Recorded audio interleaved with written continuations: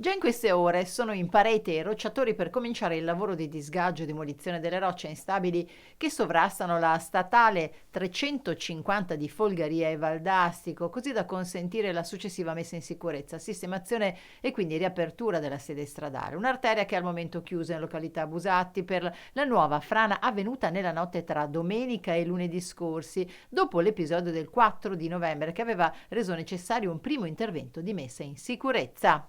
Purtroppo c'è stato un crollo di un diedero abbastanza importante che è scivolato lungo il versante, spaccandosi poi in più punti e interessando le barriere di recente posizionamento.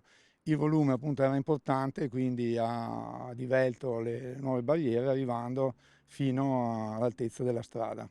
L'intervento che adesso stiamo valutando nel dettaglio prevede prima di tutto la messa in sicurezza per poter accedere con gli operai alla zona dell'evento, seguirà il brillamento della parte di blocco roccioso ancora presente e incipiente, diciamo con possibilità di futuro crollo, per appunto definitivamente pulire la parete.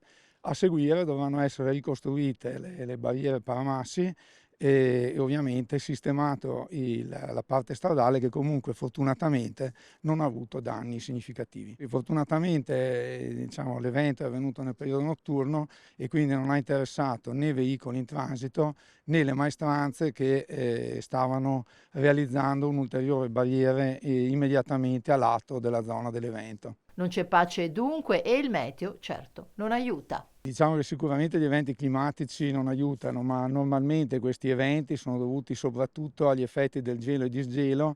In questo periodo abbiamo avuto dei giorni di pioggia e nelle ore notturne la temperatura è ancora sotto zero e quindi diciamo, le dilatazioni della roccia legate appunto al gelo e disgelo possono provocare fenomeni di questo tipo.